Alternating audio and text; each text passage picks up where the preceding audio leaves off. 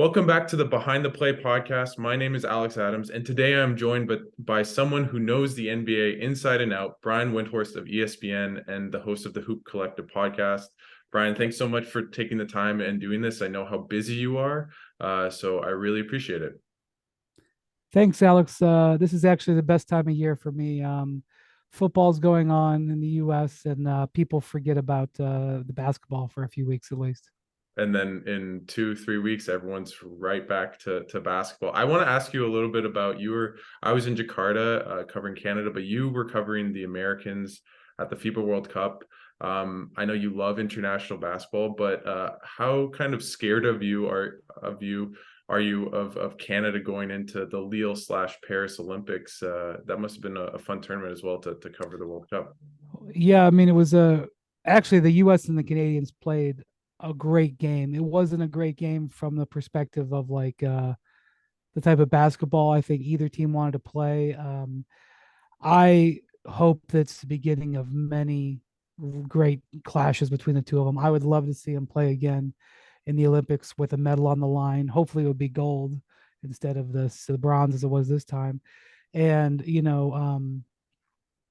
I have a good relationship with Nick Nurse, Mm-hmm. so I was very attuned to the Canadian, the fight over the last 4 years or so for the Canadians to get to that moment. I was aware of the disappointment in China in 2019. The Canadians didn't advance to the medal round there, and then not qualifying for the Olympics despite having home court advantage. I believe it was in Victoria Yep. for the qualifying tournament, and so and also I've known Jordi Fernandez for 15 years, who took Okay. over as the Canadian coach. So, um, I was really happy to see them play so well. I'm a big believer in Shai Gilgeous-Alexander. I had him on and he made first team All NBA, so it's not like it's but I had him on my first team All NBA ballot this year. I'm a believer in him. So to see him, do that, it was just tremendous theater. It was a great game. Unfortunately, it was on at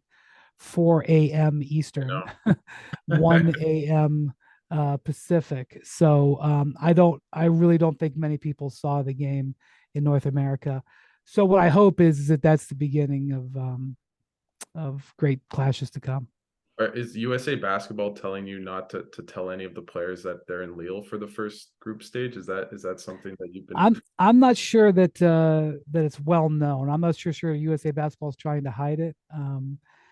It's a it's a crazy um, it's a crazy situation for such a marquee event in the Olympics of basketball. They're not playing in Paris, and at least for the first 10 days. So um, I all these people are saying to me like, "Oh, I'll bet you can't wait to spend next summer in Paris." First off, the concept that I'll be spending the whole summer there. That's one final funny thing. And by the way, there are worse things in life than to spend 10 days in North France. Yeah. Um, I'm not saying I'm going to a salt mine, but it isn't going to be Paris for most of it. In fact, the time in Paris will probably be all work because the off days, sort Or of the easy days, will be uh, in way outside of Paris. And this year in Manila, um, the sort of the easy days of that event, which are, their pool play days, there's days off in there. It was straight monsoon for 10 consecutive days yeah. in Manila. Like 3 or 4 times a day, it would downpour, unrestrained for 45 minutes to an hour, and the streets would flood and you couldn't go anywhere. And um, yeah, a lot of times these assignments, they seem more romantic in the concept than they are in actuality. Yeah, I know for sure. I know in Jakarta it was the opposite. It was just dry heat, smoldering heat for 2 weeks. So it was definitely different. So I think I got the lucky one compared to Manila. But Brian, I want to ask a little bit about your career. Obviously, you started very young. You were at the Plain Dealer. I think you're 25, covering LeBron. Just tell us a little bit. I know you met LeBron at 14. Just tell us a bit about your career journey and maybe what made you want to be a basketball journalist. Yeah, I started working at daily newspapers when I was 16. Basically working as a clerk, dealing with box scores and things. On nights when I was in high school, 3, 4 nights a week, I would work until 10:30 or 11 o'clock at night, and then I did all the way through college because I went to school not far from where I was from. I would commute in there. And so by the time I was 22 years old, I already had quite a bit of experience working at a daily newspaper in Akron, Ohio, which was a mid-sized city. So yeah, I mean, I had a great opportunity to start my career early, and that enabled me to get in position to be an NBA beat writer early. I always wanted to cover professional sports because if you can't play professional sports, that's your way Mm, to connect to it. And so I was just extraordinarily fortunate that LeBron was from Akron, from my high school. So I got to know him early. There was a time, but it's hard to believe there was a time where um, there wasn't enough coverage of LeBron mm. when his, first few years in high school. I had to sort of argue that we should cover more, and my bosses were thought I was playing favorites with my high school, which I Yeah. can understand why they felt that. I was, 19 or 20. I wasn't a seasoned guy. So it was very lucky for me. And then doubly lucky that uh, when I was in position to go on to an NBA team, he was was drafted to that team. It could have very easily they could end up with the second pick and drafted Darko, and I might have gotten the job, but I might have burned out on it and not gone anywhere. So, and then I was very fortunate that when LeBron went to Miami, that ESPN wanted to cover LeBron and was at a point in ESPN's history where they really wanted to expand how they covered teams. So I was lucky for that, and I was lucky that they didn't have anybody in Miami. At the time, yes, there was an ESPN Chicago operation, an ESPN New York operation.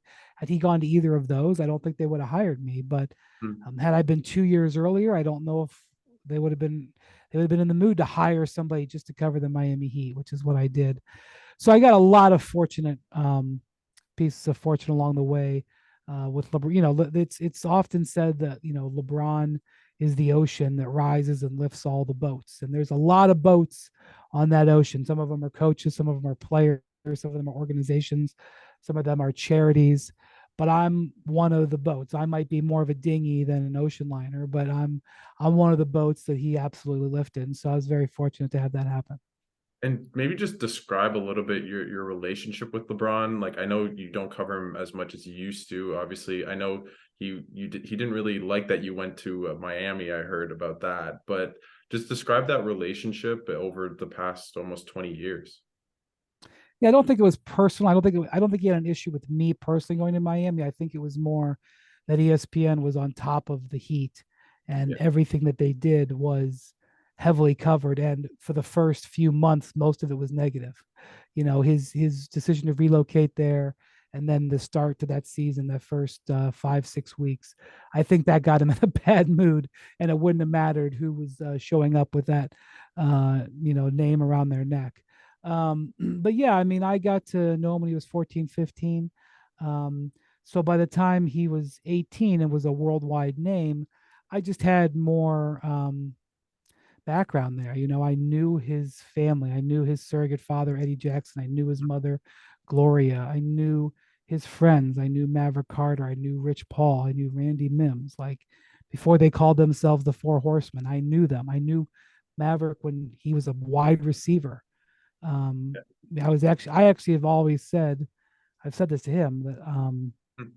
I think he was a better wide receiver than he was a basketball player. He was a Oh, great wide receiver. He played college basketball. But he could have played college football.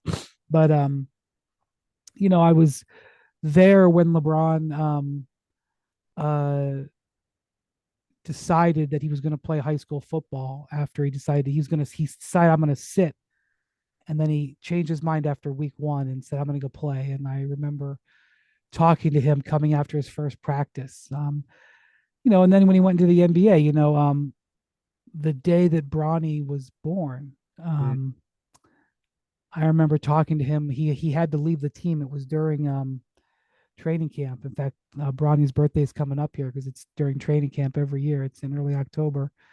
And he wasn't married at the time. That was still somewhat of a stigma, at least when it was public. Yeah. Um, and so he had to explain why he was leaving training camp because he couldn't just not show up for 3 days.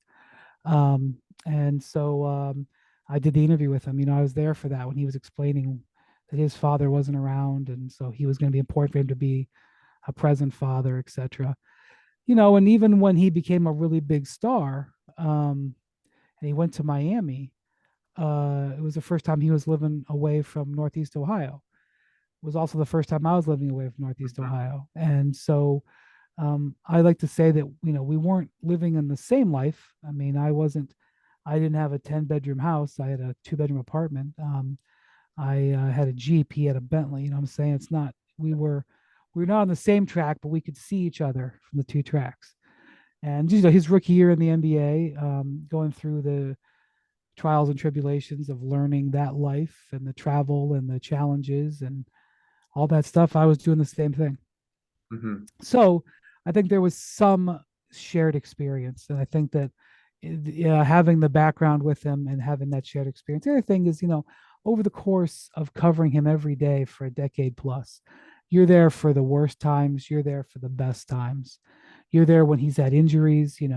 I've stood next to him when he's been in tears at the end of the season. I've stood next to him when he celebrated championships at the end of the season.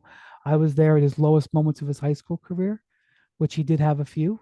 I was there for the highest moments of his high school career, which he had many.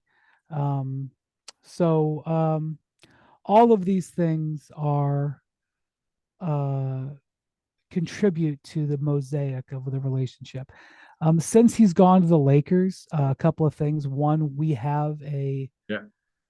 Los Angeles-based reporter on the team, Dave McMenamin, who knew him from Cleveland. And just frankly, I'm not as interested in his Laker tenure. Hmm. Um, Why is his that? kids. I'm just not. I'm just not. I Mhm. was way more interested in the Miami Heat thing. I was way more interested in obviously coming back to Cleveland and the tip of the top being the the championship in 2016. And since he's gone to the Lakers, like obviously the Lakers are one of the biggest stories in sports. I talk about them. I attend Laker games. I was there when he broke the scoring Mhm. record last year, which was actually a terrific moment. One of my favorite memories I've had with Okay. LeBron, and to be there with his sons, especially, was really was a cool moment. But I mean, like, I don't. It doesn't matter to me what he does. I'm just not as Mhm. emotionally invested in the Laker years.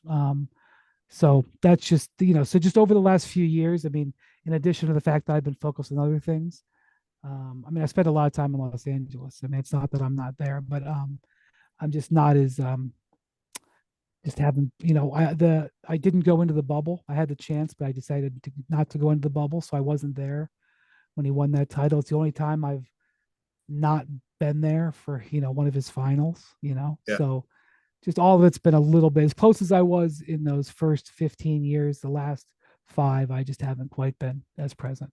And with players like LeBron, and you've talked about developing relationships with his family, Maverick Carter, Rich Paul, and just like how do you approach not just LeBron, but like throughout your career, managing those relationships with players? I know you've said that a lot of your job is talking to executives and agents. How do you do that, but then also kind of stay to like adhere to like the journalistic standard and kind of write and cover them honestly as well?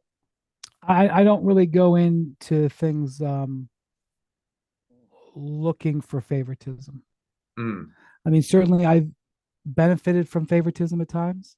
Um, and I certainly think for building relationships is important. I mean, one of the reasons why I just spent 28 days on the road with Team USA um, in the summer, in the quote unquote off season, mhm. was to build relationships with those players for going down the line. I went to China for 3 weeks in 2019 and built relationships with those players. And so, like, got to know Jason Tatum and Jalen Brown and Marcus Smart um, and Donovan Mitchell. And as I've covered the Celtics deep into the playoffs last few years, Derek White also was on that team. Like that time that I put in with those guys then mattered.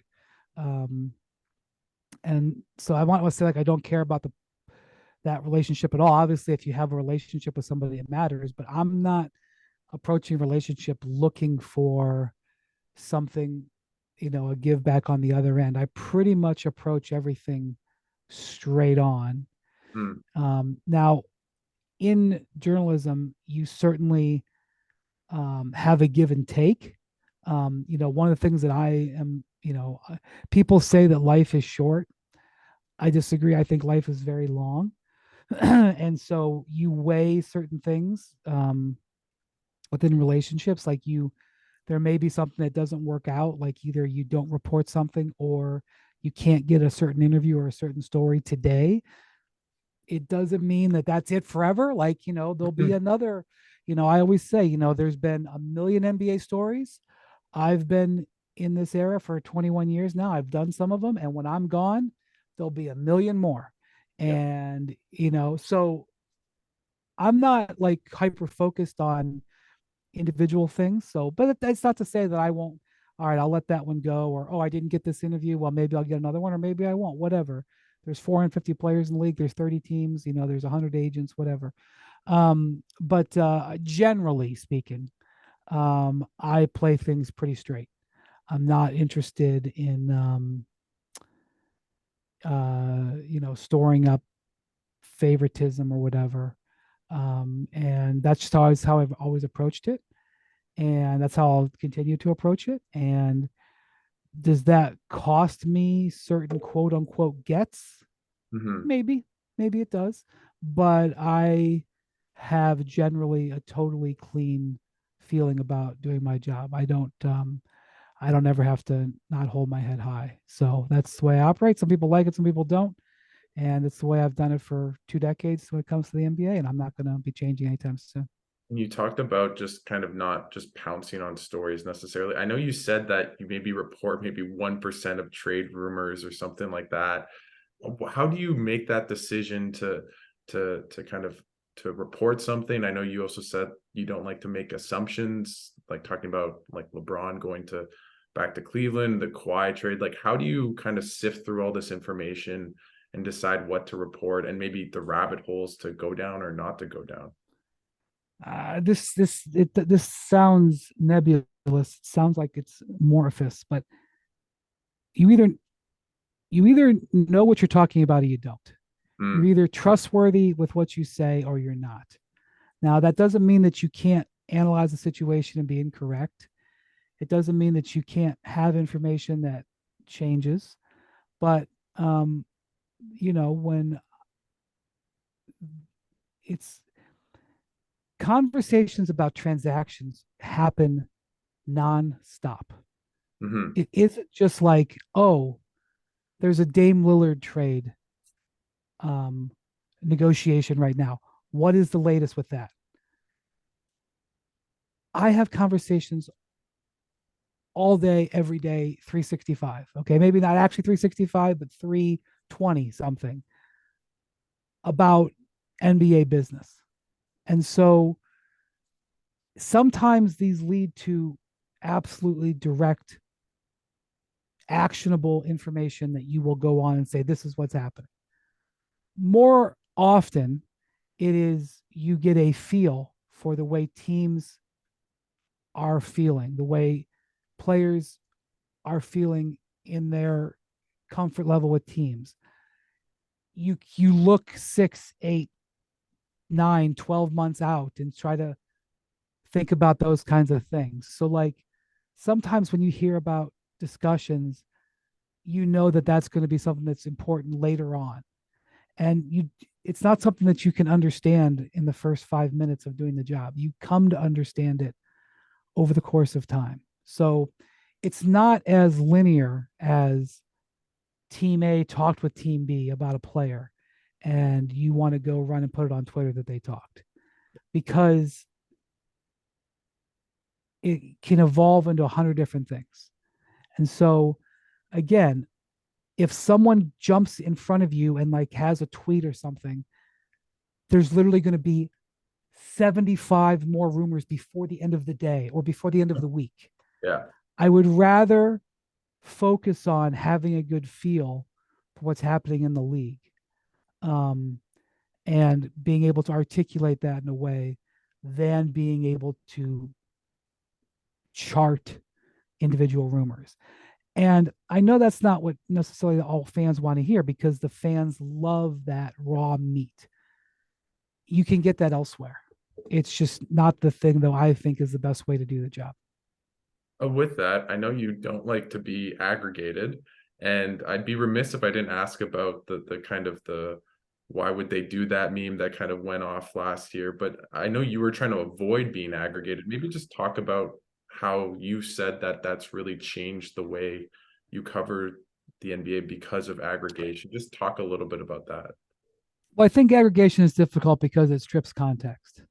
So, you know, if you're in the middle of a conversation, and you're referencing something and you're comparing something, if that context is stripped out of it and you just look at the raw words, it can take on a completely different meaning. And the thing about it is that, yes, when you're in a podcast setting, you're on TV, sometimes you reveal things that but they're not framed with a headline on it. And so the issue that has happened in the world is that, when somebody sees an aggregation, it does have a headline on it, and they're used to seeing something with a headline on it, and just equating it to equal, like a story that is in the ESPN news stack with my name with the headline and my carefully crafted writing on it is the same as somebody taking what I said out of context. It looks the same to them, and so it's evaluated as if they're on a level playing field. And for the consumer, I don't blame them. Mm-hmm. So that's what's frustrating about it, and the reason I think it's changed, the way I do my job, is that I now try. I sometimes fail, but I now try to be very cautious about what I do. I will give you an example of that just happened. Okay. When I was over covering Team USA, Anthony Edwards, it was my question. I asked Anthony Edwards a question about, uh, uh, the Team USA. Steve Kerr was thinking about bringing him off the bench, Mm-hmm. at the start of the summer, and I think in the first scrimmage or two, he was with the second unit, and he was on the record in front of multiple microphones. I asked the question, and he said, yeah, Steve Kerr came to me, and he's like, when Kobe was on the team, Dwayne Wade came off the bench. So, maybe you could do something like that. And he was like, well, I didn't look around. I didn't see Kobe on the team, so I wasn't really cool with coming off the bench, but I was willing to try it, you know. And the thing is that if you'd been around that team, first off, the team was doing very well at that point. Anthony Edwards was doing great. The role definition and the camaraderie and everything there was spectacular. And he was talking about his mindset when he first heard it. And it wasn't that he wouldn't do it. Mm-hmm. But he just said, he was like, I really wasn't cool with it, but I said I would try it. Well, obviously those quotes, and some people did take them. If you just took the quote, yeah, Kerr came to me about coming off the bench. I didn't see a Kobe and I wasn't cool with it. If you just took that, Yeah. kapoom, right on the headline. Like it would have been easy layup, a million clicks on ESPN. I didn't do it. Mm-hmm. And then when it came out, I even told our my desk, I was like, listen, I was there. I elected not to do it, and I'm not going to do it now. If you want to take someone else's report and put it on there for your own, you can, but I'm not going to do it, because if I had taken that quote, number one, it would have been out of context, and number two, it would not have accurately portrayed the real situation. Mm-hmm. And so 10 years ago, I might have taken it. Mm-hmm. Not because I was trying to screw Steve Kerr or screw Anthony Edwards, but like, you're the reporter. That's a great quote. Splash that up there. And having gotten the other end of that aggregation, that, and by the way, it wasn't like that was a red letter example. That's just one that just happened Yeah. recently that I can remember, many other times that I can't remember. That is a classic example of how I've changed my job, how I've changed my job. And I firmly believe, and I will go down with the fact that I thought Anthony Edwards was being totally cool about it, and that portrayal of him not being cool was inaccurate. And I am fine with not having my name on that story. And if that was a mistake, I'll accept that mistake. But I will now err on that side of doing things. And when I talk about NBA business, I attempt to protect myself in talking about transactions or talking about moves that keeps out of a direct saying something's going to happen, because that's how you get a headline that says report colon Yeah. Windhorst says Jazz to trade Gobert. And that is the reason it's funny that it went viral is that it was a product of me trying not to go Yeah. viral, Hmm. trying not to say, yeah, they're about to trade Rudy Gobert. And quite frankly, I think they're about to trade Donovan Mitchell too, which is what I was saying. And so that's just a reality of the modern NBA. And two things I see happening all the time. One, erosion of player and team trust with the media Mm. because of media chasing something that causes a problem. That erosion has been steady for the last decade. And two, negative side effects of the erosion Mhm. between the media connection to NBA players and teams. W- Um, not as many good stories being told. The teams not getting as much out. Fewer feature stories with true depth on players that can help fans feel more well-rounded. Stuff like that. So they're related and they're both negative. Yeah. But I can see why many times I see why there's a frustration with trust with the media. And many times I see the lack of focusing on players being able to have the media tell their stories. Either they try to tell it themselves, which sometimes works, but most of the time doesn't, or it doesn't get told at all. Yeah. I want to ask a little bit about just being. I heard the story that you got a bit of inspiration. I know you've developed this relationship with Victor Wembanyama, but you drew inspiration from the NHL Lottery and Connor McDavid, which I thought was really interesting because you're in Toronto at the time of the draft lottery. The Oilers got picked, and then there was a quick interview immediately for Connor McDavid's reaction with Elliot Friedman, and that's kind of what you did with Victor. Why do you think that reaction, that interview, that kind of went, I wouldn't say viral, but was very compelling? Like, why do you think those kind of live reaction um, kind of interviews are so compelling? And what was it like for you to be in France at 3 in the morning doing an interview during the draft lottery?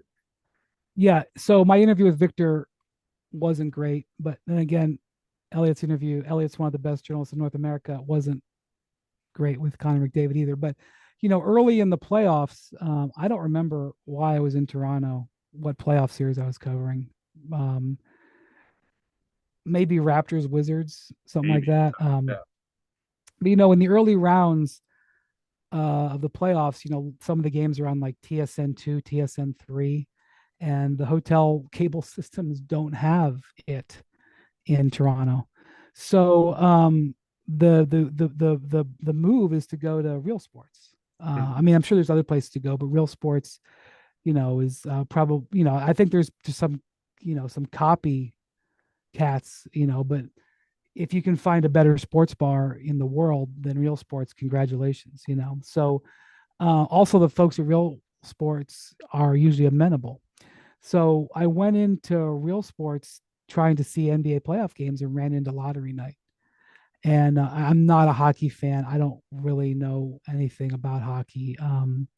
I could not name you more than 5 NHL players. I could maybe name you a couple of NHL coaches. One of them was Mike Babcock, Yeah. who is not even an NHL coach anymore. But if Nope. you'd asked me a week ago, I'd have been able to say his name.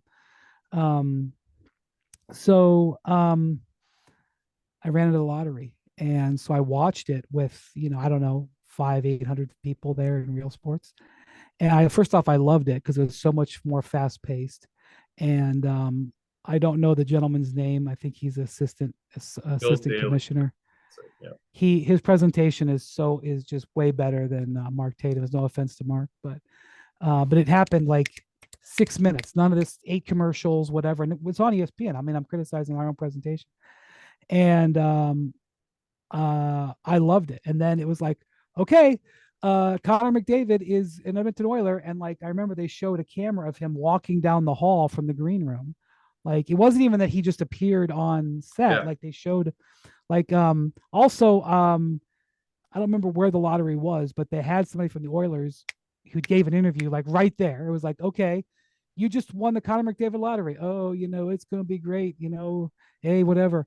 His interview's done in like 90 seconds. Bam, right to Yeah. interview with Elliot and Connor McDavid sitting on set. And Connor sort of fumbled his way through it, but I remember being like, holy Moses, like he just found out 90 seconds ago, maybe it was 2 minutes, that he's going to spend basically the foreseeable future of his life in Edmonton. When obviously he wanted to go. I'm sure he wanted to go to Toronto, right? He was from the Toronto area, the GTA. So, and I always remembered that. I thought it was awesome.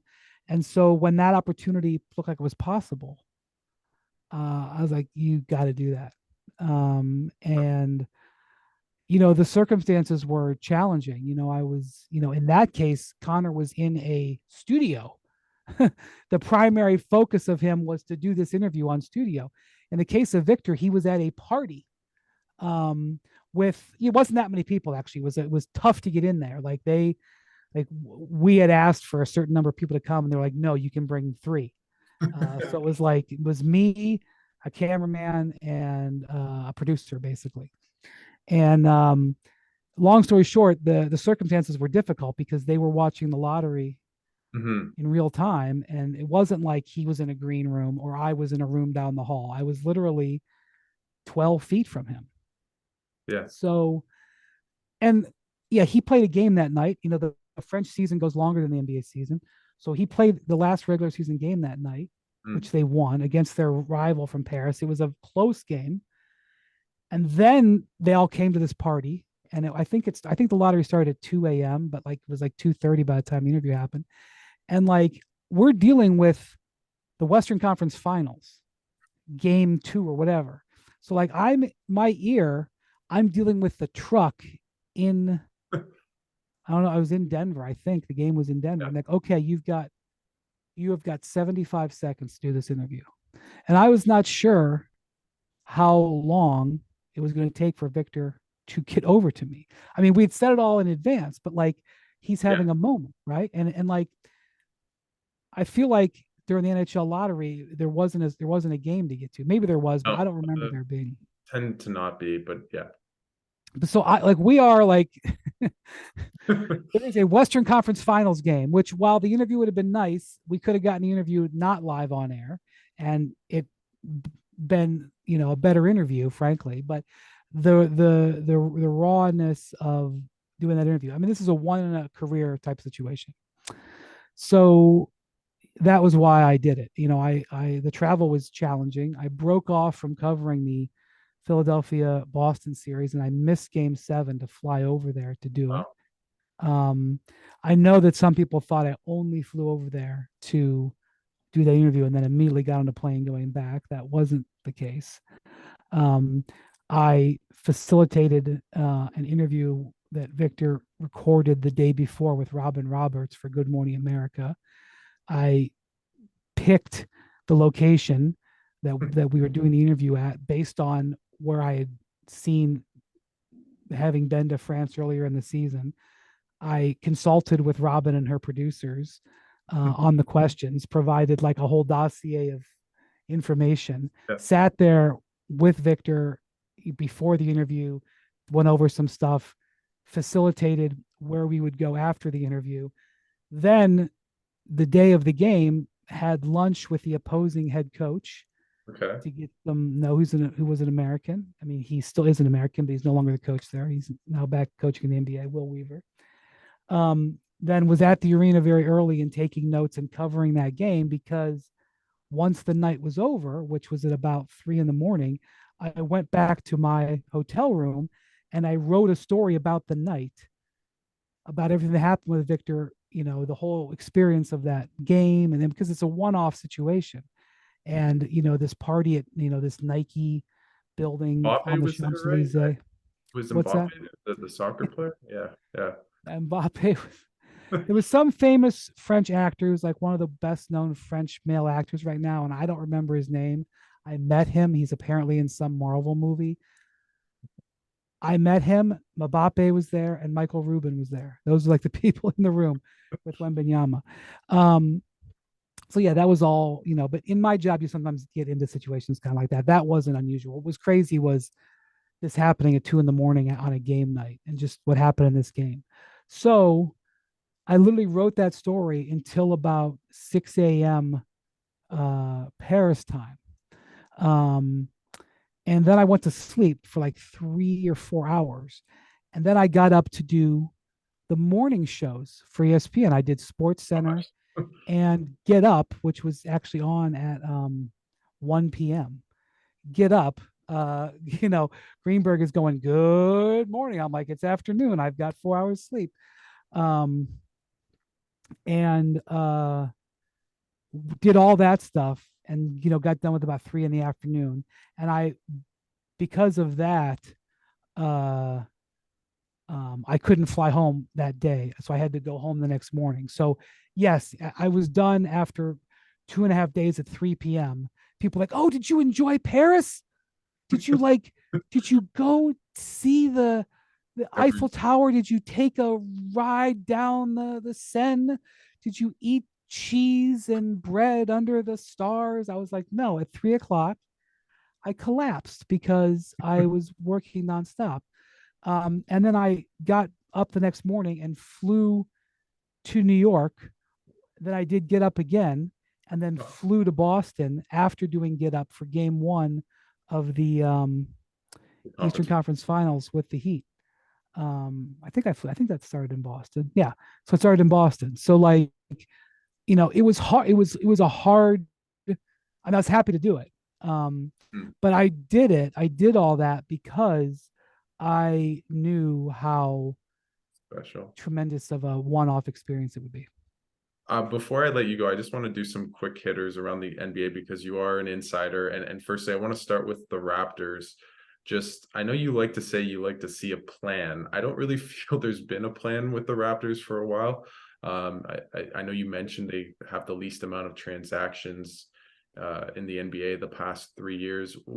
How do you evaluate this team going forward, and maybe the Siakam kind of next contract, because it sounds as though he doesn't want to be traded so that he can get a super max? Yeah, so the Siakam situation is complicated, and it would be complicated for any team in the league, because the challenge is, he's not a clear-cut supermax player, and he's also not eligible to supermax right now.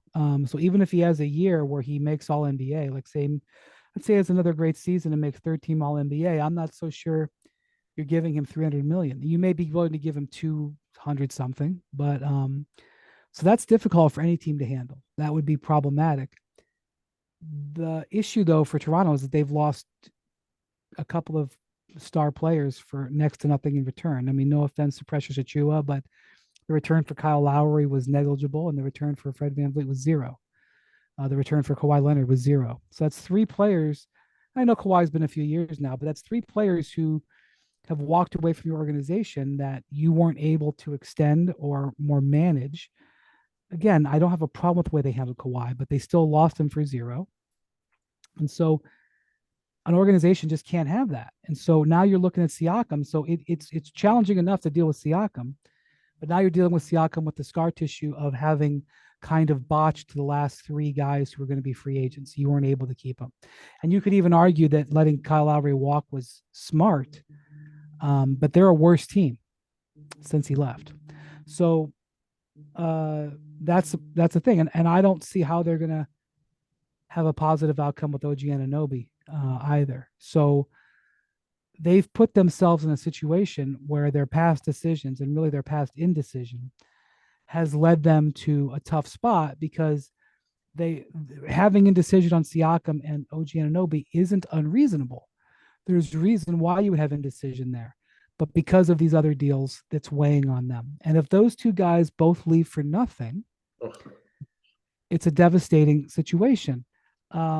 If you are forced to trade them for pennies on the dollar, it's potentially a devastating situation. So I'm sure that they've looked at this, but the Raptors they've underachieved the last few years, and they've just lost a guy who has a good reputation as a coach. Maybe Darko will end up being a great coach. You know, I've known Darko for 4 or 5 years. I hope he does well. I have a great respect for the European game. So like I advocate for Europeans to get a chance. There's a couple of coaches in Europe right now that I would say they should be NBA head coach candidates, because I've seen them work and I think that they would be really great coaches. So I want Darko to work out, but they've put him in a very difficult spot. So they're a frustrating team to try to figure out, because they haven't been able to figure out their own stuff. And I say this with immense respect for Masai and Bobby Webster. They built a champion from scratch. I mean, that's an impressive thing to do, but I don't think that the Raptors over the last couple of years have been run in the most productive way possible. And I can say that and not think that they can't and not assume that they can't turn it around, or take anything away from what they've done in the past. But I can say that they have not managed it well. And they did hit on Scotty Barnes. Yeah. And so I can also recognize that, but I just don't think that the management has been at the highest level, which they operated at before. I want to go to Dame quickly. Just how likely is there a resolution with kind of his trade demand by maybe the start of the season? And is there any chance he'd hold out and maybe do something a la Ben Simmons? Well, the Blazers are trying, for weeks. I don't think there was any movement, and I do think in this last 10 days there's been movement on the Blazers front. There's attempts to make something happen. Only they know what they're holding in their hands in terms of real offers. I mean, that's one of the things that you learn covering the NBA. The word offer is a very, very, very complicated word, very complicated.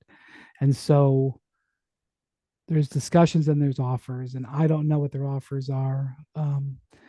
I think they're making an attempt to try to resolve this before training camp. They may get there, they may not. To me, the unknown really is where Scoot Henderson is on. And I've said that I'm interested in hearing what he says from day one. He may say nothing. He may just say, hey, I'm reporting for duty, looking forward to being a Blazer and focused on getting better every day. If he says that, that's fine. But he may also say, hey, this is something that's could be a distraction for me. And so, there's a Scoot Henderson aspect to all of this that I think is a little bit unknown to the general public, to me. So that's one thing I want to see and hear from him on media day. Maybe it'll be nothing, but I would expect Dame. I do not see Dame as somebody who doesn't report and doesn't play. So I would be very surprised if you didn't see Dame there and playing at his all. That's not who I know Dame Lillard to be. Giannis, he's had some murky kind of comments about his future in Milwaukee. You talked about Mark Lazary selling a stake in the Bucks. Just how likely is Giannis a member of the Bucks after his contract ends in a couple of years? I would say right now it's 50-50 at best, and I don't think that's new information to the Bucks. I think the Bucks knew that already. They knew that even before they got knocked out of the playoffs last year. I mean, if you look at the Bucks roster, which is primarily in its 30s, you look at the Bucks asset base, which is depleted, um, and you look at Giannis, who's 28 years old. These are on different tracks. Like it's not impossible that they could pull some sort of maneuver, but um, and I think that I don't think any of this comes as a surprise to the Bucks. I think it's uncomfortable that he's being so public about it. Mm, I think this is the way it is. And what I do think will happen now is that the teams that want to try to trade for him will start making decisions keeping that in mind. I'm not saying a team like the Knicks won't make a deal or a team like the Heat, or pick another team that you think Giannis could go to. Toronto, I know people think he might want to. I'm not saying that Toronto would like not sign Siakam because they want to save their money for Giannis. But certainly the decisions that those teams make will now be made with the understanding that it could affect a Giannis pursuit, either by trade or in free agency. And these comments that he's made this summer clarify that. But trust me, Milwaukee already knew this was on the horizon, and the teams in the league already knew this was something that was very possible too. Before I let you go, just James Harden, that's been a mess for a while now with Philly. Can that relationship be at all repaired, which seems quite unlikely? And what would that mean kind of for Joel Embiid's future in Philly? Well, I've been around long enough to be able that I can say you never say never. Anybody who says that the relationship with Harden and the Sixers is complete toast and is over and will never be resuscitated, maybe. But again, I've been around too long. And the thing about it is, James Harden playing for the Sixers and playing well for the Sixers is the best outcome for James to get what he wants and for the Sixers to get what they want. Because that's true, I still think there's a pathway that could happen.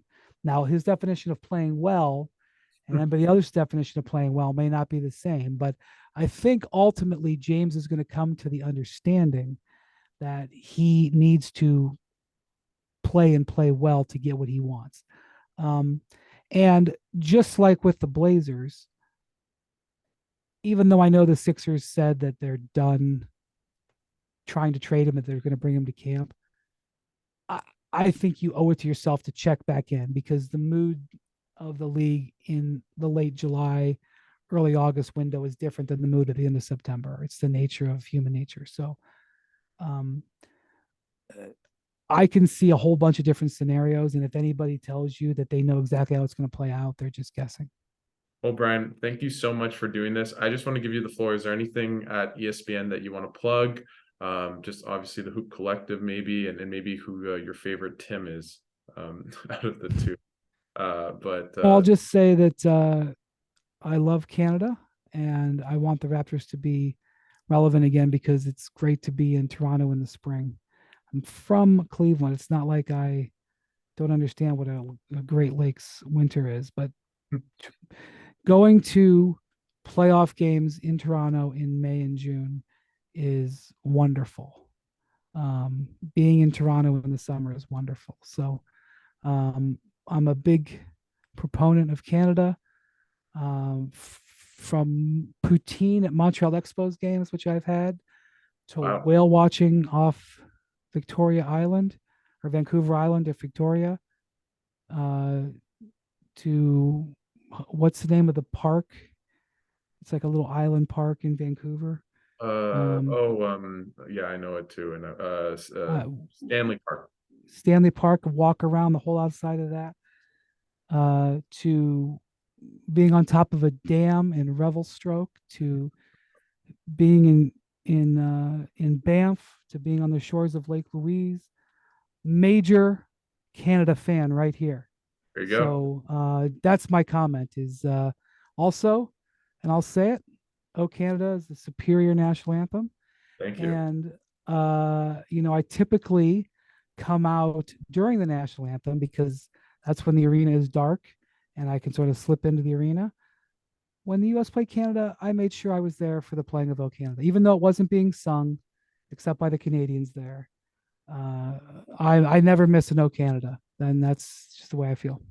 Well, if you guys naturalize Joel Embiid, we'd like to naturalize you, Brian. So I think that's I would be glad to have a Canadian passport. I know Jordy Fernandez was telling me he's hoping to get a Canadian passport. yeah. I want you, I want, Justin Trudeau to know that if he offered me Canadian citizenship, co-citizenship with the US, I would be glad to accept co-Canadian citizenship and proudly sing "Oh Canada, I stand on guard for thee."